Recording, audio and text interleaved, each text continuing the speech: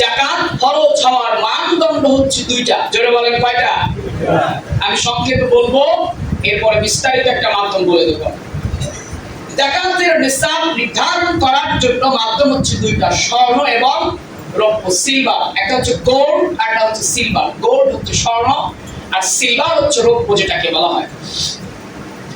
স্বর্ণের গোল্ডের নিসাব হচ্ছে 7.5 ভরি স্বর্ণ, আর রৌপ্যের নিসাবের পরিমাণ হচ্ছে 52.5 তোলা। এখন ধরুন কারো কাছে যদি স্বর্ণ নাই, কিন্তু তার কাছে 7.5 ভরি স্বর্ণের সমপরিমাণ ক্যাশ, নগদ ক্যাশ টাকা তার কাছে আছে, তিনি যাকাত আদায় করবেন। আবার যদি কারো কাছে আপনার 52.5 তোলা রৌপ্যের মূল্য তার কাছে আছে, কিন্তু 1 বছর ক্রস করতে হবে। কি করতে হবে? 1 বছর ক্রস করতে হবে। যেমন আপনি আগামী বছর রমজানে এই টাকার মালিক হয়েছিলেন, আবার এই রমজানে আপনার কাছে সে সমপরিমাণ সম্পদ আছে, তাহলে আপনি যাকাত আদায় করবেন।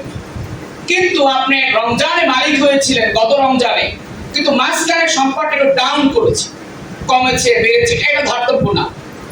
1 রমজান টু আরেক রমজান, 1 জানুয়ারি টু আরেক জানুয়ারি, 1 ফেব্রুয়ারি টু আরেক ফেব্রুয়ারি, 1 রজব টু আরেক রজব। অর্থাৎ আপনি যেই মাসে আপনি নিসাবের মালিক হয়েছেন, যেমন ধরেন এখন আপনি সর্বনিম্নটাই ধরেন, কারণ সর্বনিম্নটা হচ্ছে এবারে 84,000 টাকা। কত ভাই? 90,000 টাকা থেকে কিছু কম আছে। আবার এখানে অনেকে লিখছেন যে এবারের দাম আছে 90,000 টাকা, কিন্তু আমি দেখেছি আর সুন্নাহ ফাউন্ডেশন ওরা যে আপডেট যেটা দিয়েছে সেটা হচ্ছে 84,000 টাকা। অর্থাৎ আপনার ব্যবসায়িক, ধরেন আপনার একটা দোকান আছে, এই দোকানটা যাকাতের মধ্যে আসবে না, ভালো করে খেয়াল করবেন। আপনি একটা কোম্পানির মালিক, আমি একটা বলি, দোকান থেকে বলি, আপনার একটা দোকান আছে, এই দোকানটা যাকাতের মধ্যে আসবে না।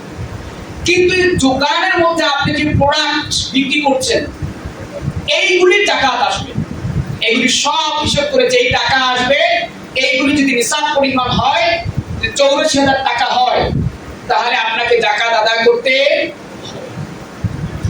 এরপরে আপনার ধরেন যে আপনার কাছে কিছু স্বর্ণ আছে বাসায়, আবার কিছু আপনার কাছে নগদ ক্যাশ টাকা আছে, আবার কিছু রৌপ্য আছে, মিলিয়ে আপনার কাছে রৌপ্যের নিসাবটা হয়েছে 84,000 টাকা, তাহলে আপনাকে যাকাত আদায় করতে হবে। না হুজুর আমার কাছে 7.5 ভরি রৌপ্য নাই, আমি যাকাত আদায় করব না, এমনটি না। আপনার কাছে স্বর্ণ যেটুকু আছে এটা আপনাকে টাকায় কনভার্ট করতে হবে, এরপরে আপনাকে হিসাব করতে হবে। এবার আসুন প্রিয় ভাইরা, তাহলে যাকাত হয় কয়েকটি বিষয়ের উপর। আমরা আমাদের দেশে সাধারণত যাকাত হয় কয়েকটি বিষয়ের উপর। আমি বলি, 1 নম্বর হচ্ছে স্বর্ণ রূপা, 2 নম্বর হচ্ছে নগদ ক্যাশ টাকা। নগদ কি টাকা? এই ক্যাশ টাকা আপনার হতে পারে আপনার ডিপোজিট ব্যাংক অ্যাকাউন্ট আছে আমাদের অনেকের, জোরে বলেন। এখানে তো আল্লাহর রহমতে এমনও ব্যক্তি আছে 10 লাখ টাকা ব্যাংকে আছে না ভাই? 5 লক্ষ টাকা ব্যাংকে আছে না? এখন উনি যদি নাকে তেল দিয়ে বলে, আরে আমার তো যাকাত হয় না, আমি তো অত বড় কোম্পানির মালিক, কে বলছে আপনার তো যাকাত হচ্ছে, ঠিক কিনা? জোরে বলেন। যেখানে 84,000 টাকা যদি কারো কাছে 1 বছর ডাউন আপ করে, তার কিন্তু যাকাত দিতে হবে মনে হয়। এরপরে আসেন আপনি ভাড়ায় দোকান দিয়েছেন, এই দোকানের আপনার যাকাত আসবে না। এই যে ভাড়া টাকা যে পাচ্ছেন, এটা যাকাত আসবে। আপনার কোম্পানি আছে, আপনার কোম্পানির যে জমি আছে, বিল্ডিং আছে, এইগুলির আপনার যাকাত আসবে না। যেমন আমাদের সামনে ধরেন স্কয়ার বা এনার গ্রুপ, এই যে ওনাদের মনে করেন ওনাদের বাস আছে, লোক টানার জন্য বাস আছে না, এরপর ওনাদের 200, 250, 300 বেশি হতে পারে, আমি এটা মোটামুটি বললাম। ধরেন 1000 খানিক এক একজনের আপনার কি বলেন ট্রাক আছে, কি আছে, লরি আছে, এইগুলির যাকাত আসবে না। ওনারা চায়না থেকে সুতো তৈরি করার জন্য, কাপড় তৈরি করার জন্য মেশিনারি কিনেছেন, এই মেশিনের যাকাত আসবে না। আবার ওনারা 10টা 20টা যে কয়টা বিল্ডিং এর প্রয়োজন, ওনাদের বিল্ডিং আছে, এগুলি যাকাত আসবে না। ওনাদের যাকাত আসবে এই যে ওনারা প্রোডাক্ট উৎপাদন করছে, ওনারা বাহির থেকে কাঁচামাল কিনে এনেছেন, মনে করেন তুলা কিনে আনছে, মেডিসিন কিনে এনেছেন, তারপরে সুতো কিনছেন বা কাপড় তৈরি করছেন, এই যে কাঁচামাল বা যে মালামালগুলি তৈরি করলেন, এইগুলির যাকাত ওনাদেরকে আদায় করতে হবে। এটা খুবই সহজ, কারণ একটা কোম্পানির মধ্যে অনেকগুলো জিএম থাকে নাকি এক একটা অধীনে, ওনাদেরকে বললেই এডমিন থেকে ওনারা যদি বলে যে আমাদের টোটাল ফ্যাক্টরিতে আমাদের কত টাকার সম্পদ আছে একটা মেজারমেন্ট আমাকে দিয়ে দেন, ওনারা আস্তে করে মোটামুটি 2 দিনের মধ্যে ওরা সব ক্যালকুলেশন করে দিতে পারবে। এখন যদি এই কোম্পানির মালিকরা ফাঁকিবাজি করে আমার ভাইরা, এদের তো লক্ষ লক্ষ বিলিয়ন বিলিয়ন জাকাত আসবে, ঠিক কিনা জোরে বলেন? চিন্তা করতে পারছেন কত জাকাত আসবে এদের? আমার দেশে কি একটা দুইটা ফ্যাক্টরি? জোরে বলেন।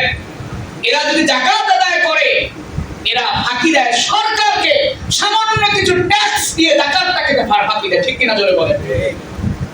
সরকার ঠিক মতো ধরতো যে বেটা দেশে কোম্পানি চালাতে হলে তোমাকে জাকাত আদায় করতে হবে, আমার দেশের দারিদ্র বিমোচন আমি জাকাত দিয়ে করবো, তাহলে সম্ভব ছিল, ঠিক কিনা জোরে বলেন? এখন আপনাদেরকে আমি সোজা একটা বিষয় বলে দেই, আপনারা যদি জাকাতের হিসাবটা করতে চান, ধরেন আপনার কাছে স্বর্ণ আছে 1 লাখ টাকা। আজকে আলোচনাটা আমি একটু লম্বা করব, আমি বাকিগুলো সব শর্ট করে দেব, কারণ জাকাতের আলোচনা এত সহজ না, একটু বলতে হবে আমাকে। আপনার কাছে স্বর্ণ আছে 1 লাখ টাকা, আপনার কাছে রৌপ্য আছে 60,000 টাকা, আপনার কাছে নগদ ক্যাশ আছে 3 লাখ টাকা, আপনার কাছে ব্যাংক অ্যাকাউন্ট আছে 2 লাখ টাকা, ধরেন এক একটা। এরপরে আপনার কাছে হিসাব করে দেখলেন যে হুজুর আমার কাছে তো কিছু টাকা আছে, আমি একজনকে ধার দিছিলাম, এই টাকাটা তো আপনার ফেরত আসবে, এই টাকাটা আপনার আছে মনে করেন 60,000, এটাও ধরতে হবে। এরপরে আপনি বললেন যে হুজুর আমি তো অমুক জায়গাটা ফ্ল্যাট কিনছিলাম, এই ফ্ল্যাট যদি আপনি ব্যবসায়িক নিয়তে কিনেন, ভালো করে বুঝবেন সব সময় জাকাত আসে ব্যবসায়ী পণ্যের উপরে, নিজের হাজতে আসতিয়া অর্থাৎ নিজের প্রয়োজন যেটা, এটার উপরে জাকাত আসবে না। এখন আপনি ফ্ল্যাট কিনছেন ব্যবসার জন্য, এই যে ফ্ল্যাট, এটা জাকাত আসবে। আর যদি নিজে থাকার জন্য কেউ ফ্ল্যাট কিনে, বাড়ি কিনে, জমি কিনে, এটা জাকাত আসবে না। কেউ যদি জমির শেয়ার বিক্রয় করে, অর্থাৎ ব্যবসায়িক নিয়ত অনেক আছে না, জমি কেনা বেচা করে, এই জমির যত টাকা এটারও জাকাত আসবে, কারণ এটা কিনাই হচ্ছে ব্যবসায়িক পণ্য হিসেবে, ঠিক কিনা জোরে বলেন? এটারও জাকাত আসবে। সব কিছু হিসেব করে ধরলেন একটা লোকের 10 লক্ষ টাকা আসলো, এই লোকের জাকাত আসবে 25,000 টাকা। কত হাজার টাকা? 10 লাখ টাকা কত আসবে? 25,000 টাকা। আপনি সব মেজারমেন্ট করে আপনি 2.5 দিয়ে আপনি এটাকে বের করে নেবেন, যেটাকে কোরআন হাদিসের ভাষায় বলা হয়েছে 40 ভাগের 1 ভাগ, আর গণিতের ভাষায় বলা হয়েছে 2.5%।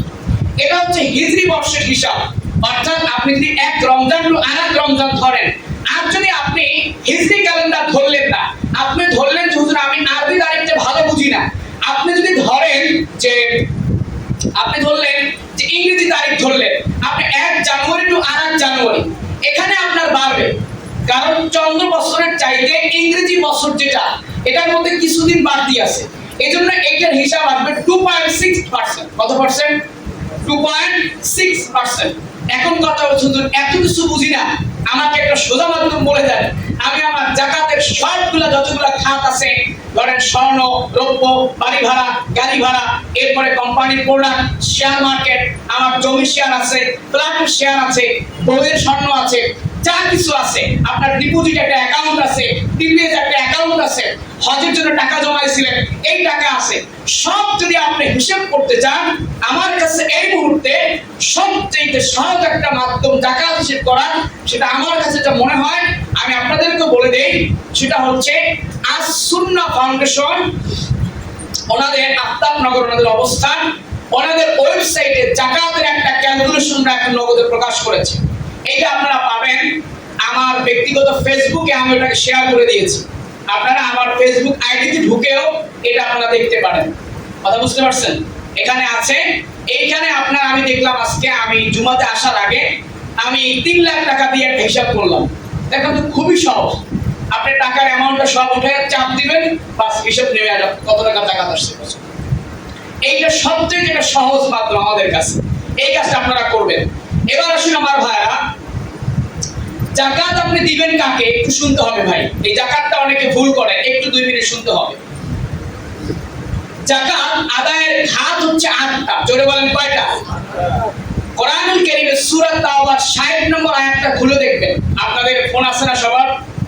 ফোনে কোরআনুল কারীমের যে অ্যাপস গুলি আছে, এখানে আপনারা সূরা তাওবা এটা 60 নম্বর আয়াত দেখবেন, এখানে আল্লাহ রাব্বুল আলামিন 8টা খাতের কথা বলে দিয়েছেন। কয়টা খাত?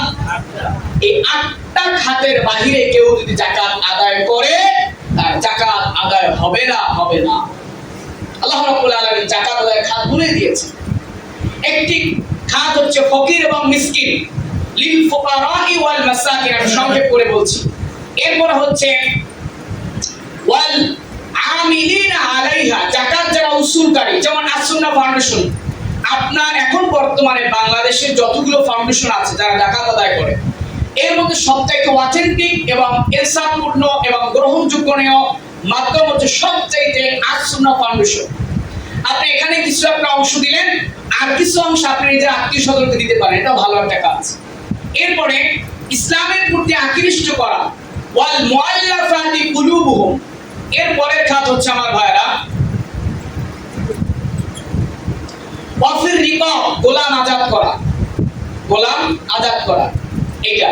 এরপরে আছে ঋণগ্রস্ত ব্যক্তি, ওয়াল গারিবিনা, তারপর আছে আল্লাহর রাস্তায়, এক ব্যক্তি আল্লাহর রাস্তায় বের হয়েছে সফরে, তার টাকা শেষ হয়ে গেছে, আপনাদেরকে যাকাতের টাকা দিতে পারবেন। এরপর আছে মুসাফির ব্যক্তি, এবং আপনি যদি আত্মীয় স্বজনকে যাকাত দেন সেক্ষেত্রে আপনাকে সতর্কতা অবলম্বন করতে হবে। কিছু কিছু ব্যক্তিকে যাকাত দেওয়া যায় না, যেমন নিজের পিতা মাতা, দাদা দাদি, নানা নানি, নিজের সন্তান নাতিপুতি এবং স্বামী স্ত্রী একে অপরকে যাকাত দিতে পারবে না। আপনি যাকাত দিতে পারবেন আপনার চাচা, ফুফু, মামা, খালা, শ্বশুর, শাশুড়ি, এদেরকে আপনি যাকাত দিতে পারবেন। তবে সাবধান, আপনি যে তাকে দিবেন যেন আপনি তিনি যেন বুঝতে না পারেন আপনি তাকে যাকাত দিচ্ছেন। আপনি যাকাতটা হিসেব করে অন্য একটা সময় বললেন যে আপনি তার একটা অভাব দেখলেন, আপনি তাকে বললেন আমি আপনাকে কিছু টাকা উপকার করলাম, তো বুঝতে পারছেন। এখন আসে আমার ভাইরা, কেউ যদি যাকাতের কাপড় দেয়, আমি 2 মিনিট বলি যাকাতের কাপড়। আচ্ছা বলেন, যাকাতের কাপড় দিলে এই সমাজ থেকে আসলে কি দরিদ্রতা দূর করা সম্ভব? বলেন, সম্ভব। যাকাত আসছে এই জন্য, যাকাত এই জন্য আসে না যেই লোকটা গরিব ছিল ও প্রতি বছরই গরিব থাকবে না, এই জন্য যাকাত আসে না আমার ভাই। যাকাত আসছে যেই লোকটা গরিব ছিল সে যাকাত পেয়ে স্বাবলম্বী হয়ে যাবে। সুবহানাল্লাহ।